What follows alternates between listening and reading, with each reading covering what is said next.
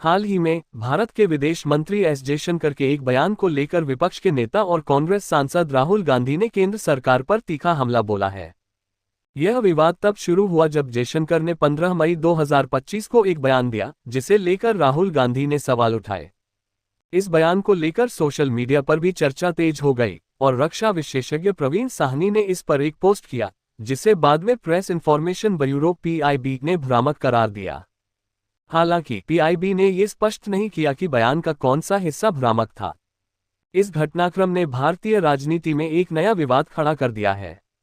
जयशंकर का बयान और उसका संदर्भ। विदेश मंत्री एस जयशंकर ने अपने बयान में कहा था कि भारत की लड़ाई आतंकवाद के खिलाफ है, न कि पाकिस्तान की जनता या सेना के खिलाफ। ये बयान भारत-पाकिस्तान संबंधों और सीमा पर चल रहे तनाव के संदर्भ में आया था। जयशंकर ने यह भी जोड़ा कि भारत शुरू से ही इस नीति पर कायम है। हालांकि इस बयान को लेकर विपक्ष ने सवाल उठाए। विशेष रूप से राहुल गांधी ने इसे केंद्र सरकार की विदेश नीति की कमजोरी के रूप में पेश किया। राहुल ने दावा किया कि सरकार की नीतियां स्पष्टता की कमी और कमजोर रुख को दर्शाती हैं, जिससे भारत की अंतर्राष्ट्रीय स्थिति प्रभावित हो रही है। राहुल गांधी का जवाबी हमला। लोकसभा में विपक्ष के नेता राहुल गांधी ने जयशंकर के बयान को लेकर केंद्र सरकार पर निशाना साधते हुए कहा कि सरकार की नीतियां देश की सुरक्षा और हितों को कमजोर कर रही हैं। उन्होंने ये भी सवाल उठाया कि यदि भारत की लड़ाई केवल आतंकवाद से है, तो सरकार सीमा पर बढ़ते तनाव और अन्य देशों के साथ कूटनीतिक संबंधों को कैसे संभाल रही है। राहुल ने अपने बयान में ये भी संकेत दिया कि सरकार की विदेश नीति में निरंतरता और दृढ़ता की कमी है, जो भारत के वैश्विक कद को प्रभावित कर रही है। राहुल गांधी ने पहले भी जयशंकर के बयानों पर तंज कसा है। उदाहरण के लिए फरवरी 2025 में उन्होंने विदेश मंत्री पर टिप्पणी करते हुए कहा था कि यदि भारत का उत्पादन तंत्र मजबूत होता तो जयशंकर को बार बार अमेरिका जैसे देशों में प्रधानमंत्री के लिए निमंत्रण लेने नहीं जाना पड़ता।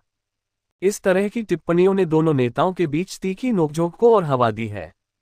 सोशल मीडिया और PIB का रुख। जयशंकर के बयान के बाद रक्षा विशेषज्ञ प्रवीण साहनी ने सोशल मीडिया प्लेटफॉर्म X पर एक पोस्ट साझा की, जिसमें उन्होंने इस बयान पर सवाल उठाए। इस पोस्ट को व्यापक ध्यान मिला, लेकिन PIB ने इसे भ्रामक करार दिया। PIB ने हालांकि यह स्पष्ट नहीं किया कि पोस्ट का कौन सा हिस्सा गलत था, जिससे और असमंजस पैदा हुआ। इस घटना ने विपक्ष को सरकार पर हमला करने का एक और मौका दे दिया। राहुल गांधी ने इस मुद्दे को उठाकर सरकार की पारदर्शिता और जवाबदेही पर सवाल खड़े किए। पिछले विवादों का संदर्भ ये पहली बार नहीं है जब राहुल गांधी और जयशंकर के बीच बयानों को लेकर टकराव हुआ है। सितंबर 2024 में जयशंकर ने जिनेवा में भारतीय समुदाय को संबोधित करते हुए राहुल के खटाखट बयान पर तंज कसा था, जिसमें उन्होंने कहा था कि जीवन खटाखट से नहीं बल्कि कड़ी मेहनत से चलता है। इस बयान का जवाब देते हुए राहुल ने जयशंकर की टिप्पणी को अप्रासंगिक बताया था। इसी तरह 2022 में भी जयशंकर ने राहुल के एक बयान पर आपत्ति जताई थी, जिसमें राहुल ने भारतीय जवानों के लिए पिटाई जैसे शब्द का इस्तेमाल किया था। विवाद का व्यापक प्रभाव। यह विवाद केवल दो नेताओं के बीच की तकरार तक सीमित नहीं है, बल्कि यह भारत की विदेश नीति और राष्ट्रीय सुरक्षा जैसे संवेदनशील मुद्दों को भी उजागर करता है। राहुल गांधी ने जयशंकर के बयान को लेकर यह सवाल उठाया कि क्या सरकार की नीतियां भारत के हितों को पूरी तरह से सुरक्षित कर पा रही हैं। दूसरी ओर जयशंकर ने राहुल पर विदेश में भारत की आलोचना करने का आरोप लगाया, जिसे उन्होंने देश के हितों के खिलाफ बताया। निष्कर्षेश जयशंकर और राहुल गांधी के बीच ये ताज़ा विवाद भारतीय राजनीति में चल रही तीखी बयानबाजी का एक और उदाहरण है। जहां जयशंकर ने अपनी विदेश नीति को मजबूत और स्पष्ट बताया, वहीं राहुल गांधी ने इसे कमजोर और अस्पष्ट करार दिया।